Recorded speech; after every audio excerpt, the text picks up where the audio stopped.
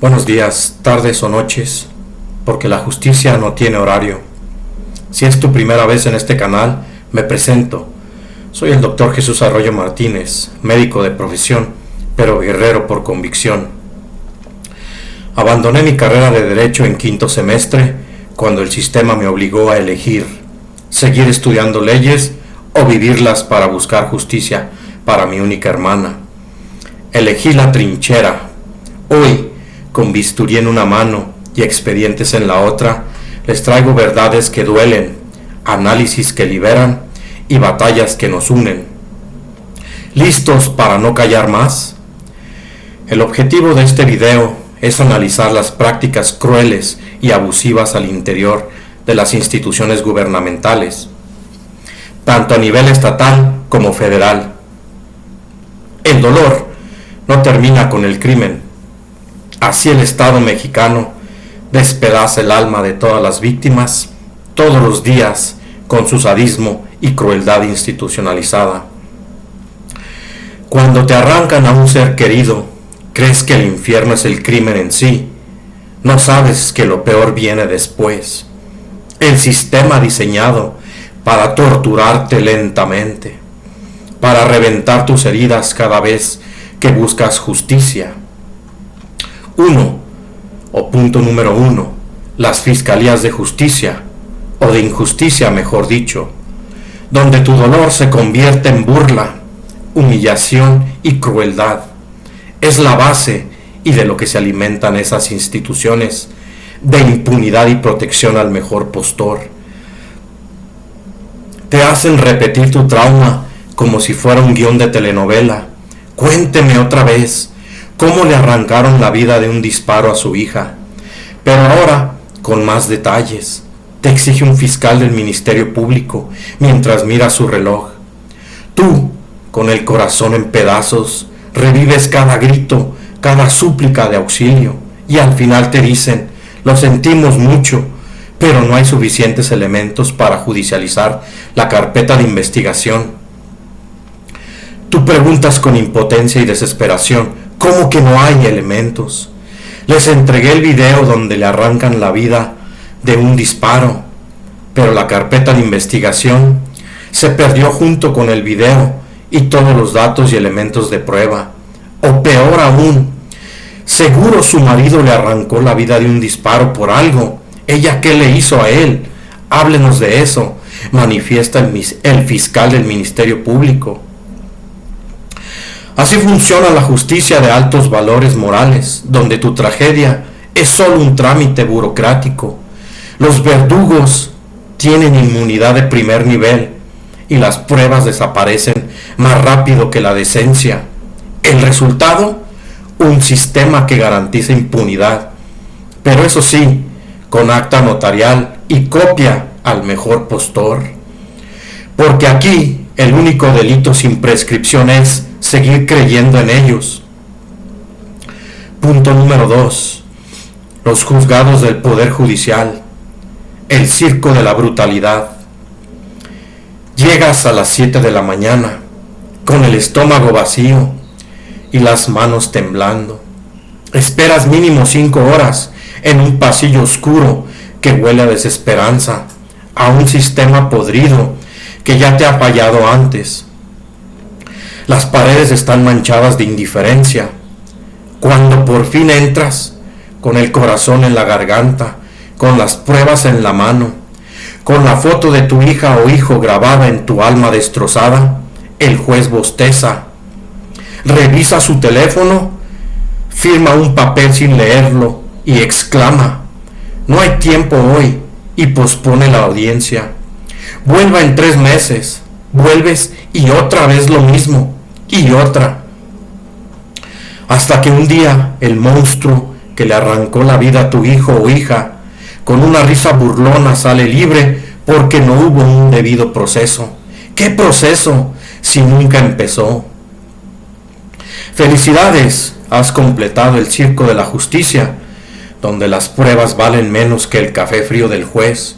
Los plazos son solo decoración y los derechos humanos, bueno, esos solo aplican para los que tienen contactos muy importantes e influyentes. Al final, la única sentencia ejecutada será la tuya, cadena perpetua de dolor, firmada y sellada por el Estado. Pero no te preocupes, el sistema sí funciona, solo que no para ti. Punto número 3. Los hospitales, donde profanan los cuerpos y los recuerdos te desintegran y apuñalan el alma. Te niegan el expediente de tu hermana o hermano al que le quitaron la vida por una negligencia o mala práctica médica. Cuando por fin lo consigues, tras mendigar y llorar por meses, está manipulado. Las páginas clave, claro, desaparecieron. Fue un error administrativo, dicen, pero tú sabes la verdad. Alguien recibió un sobre lleno de dinero para manipular todo. Y mientras el médico que le quitó la vida a tu hermana o hermano sigue operando, sigue riendo, sigue cobrando su sueldo.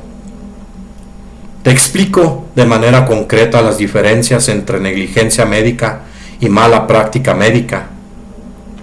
Negligencia médica, definición, es cuando un profesional de la salud no actúa con el nivel de cuidado, atención o habilidad que se espera, y eso provoca daño o agrava la condición del paciente. Elementos: omisión de acción, por ejemplo, no hacer un diagnóstico necesario, no dar seguimiento adecuado, no responder ante signos de alarma, no seguir protocolos médicos estándar, descuido o falta de atención apropiada.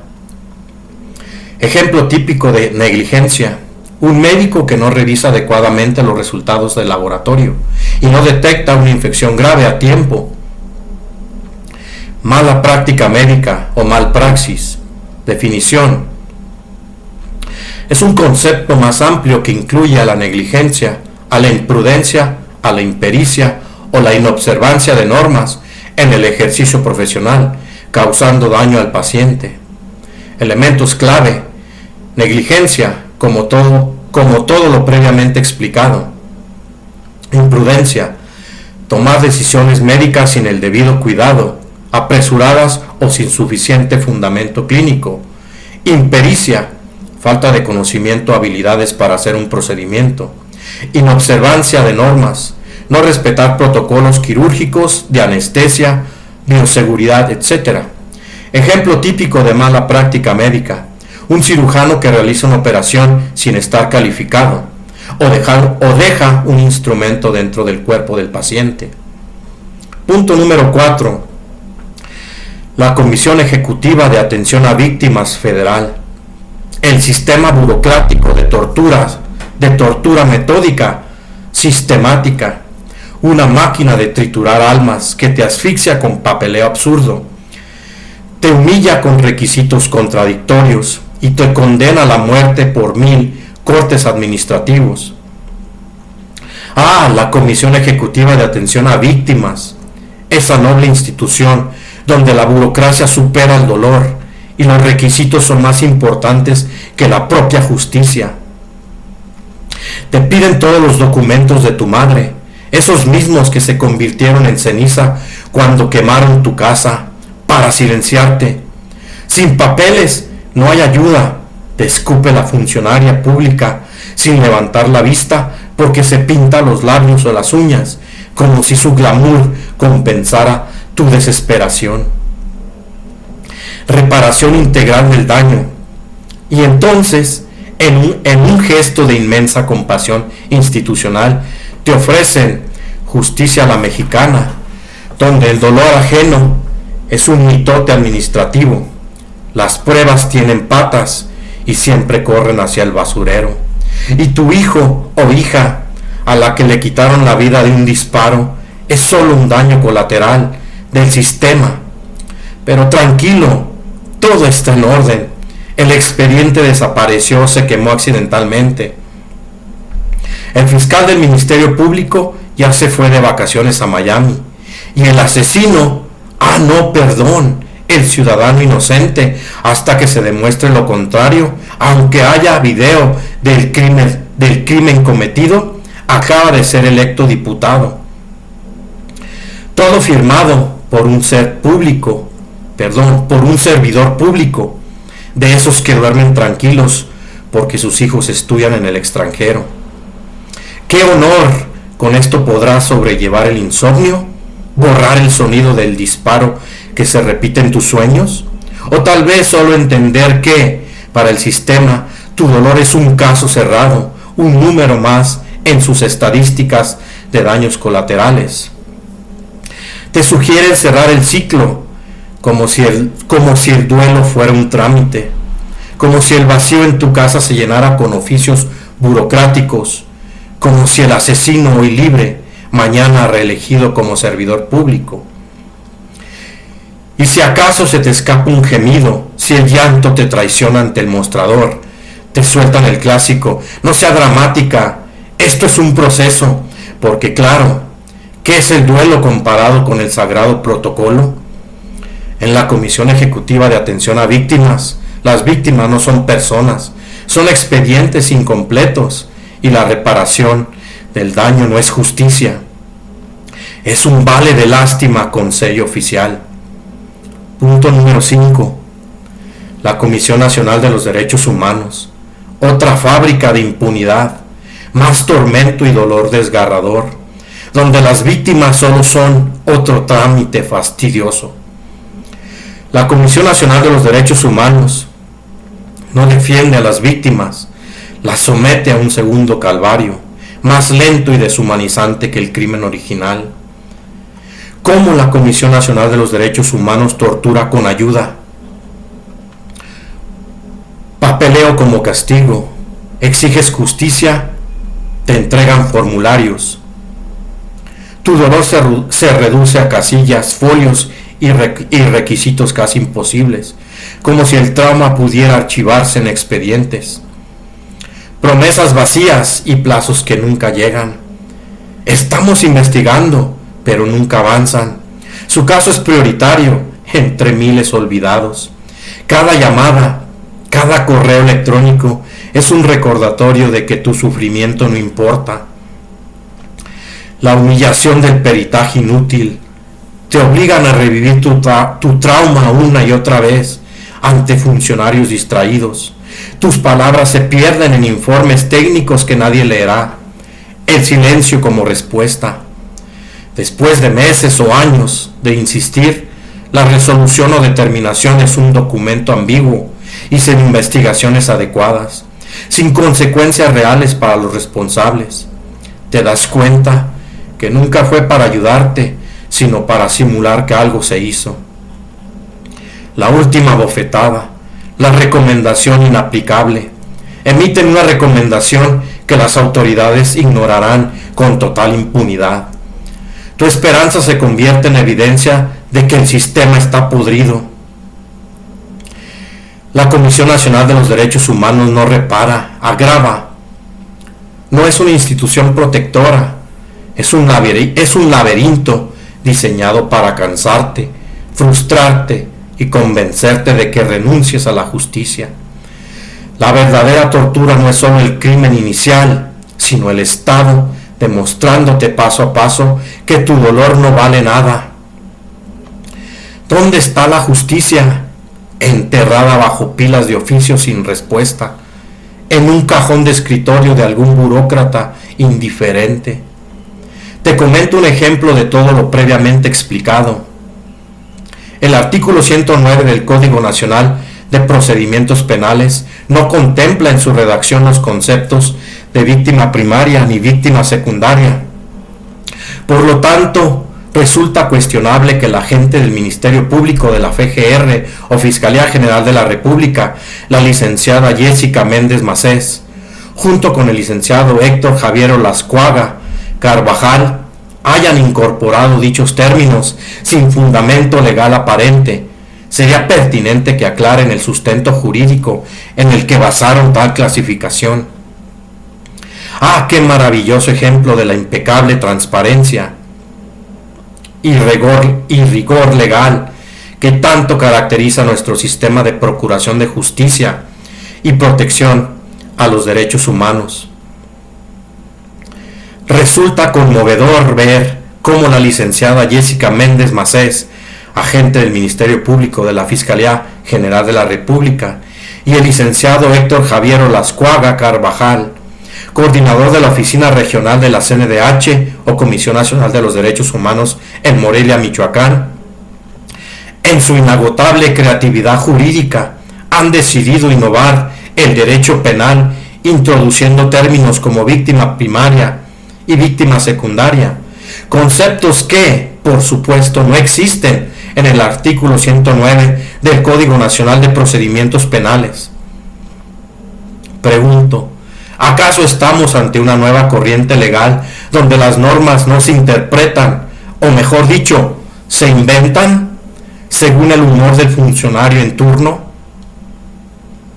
Sería fascinante conocer el sustento jurídico de esta brillante clasificación. Pregunto, tal vez se trata de un decreto presidencial secreto, o una inspiración divina, o simplemente otro encantador recordatorio de que en este país la corrupción y la impunidad no solo reinan, sino que lo hacen con total descaro. Enhorabuena, una vez más queda demostrado que, cuando se trata de torcer la ley o improvisar procedimientos, nuestras instituciones no conocen límites.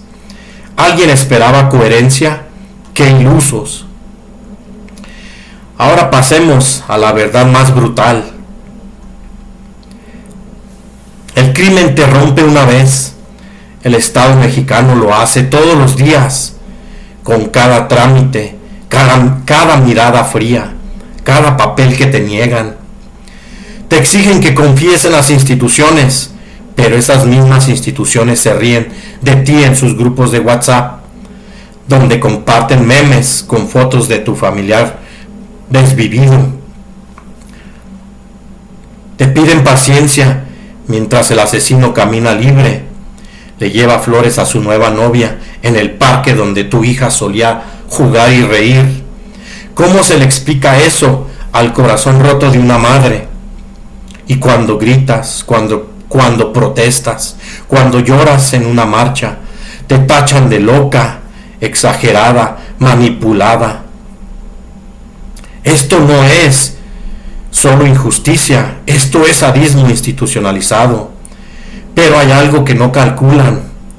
Cada vez que te humillan, te hieren o te ignoran, les escribes su sentencia.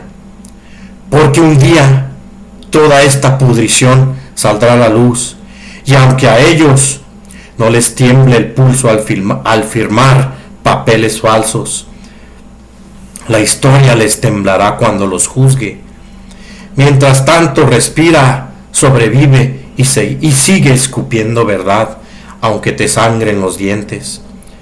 A mí me rompieron el alma, pero no mi voluntad, y eso al final será su perdición. Si estás leyendo esto y el sistema también te ha revictimizado, escríbeme, no estás sola o solo. Juntos haremos que este dolor no quede impune. Muchísimas gracias por estar aquí, por no ser indiferente y por sumarte a esta lucha. Cada like, cada comentario y cada suscripción nos acerca más a la verdad. En el próximo video revelaremos información sumamente importante sobre este caso y otros más de impunidad. No te lo pierdas. Suscríbete, activa la campanita y asegúrate de ser el primero en saberlo. La justicia se construye entre todos y todas. Nos vemos en la próxima. Muchísimas gracias.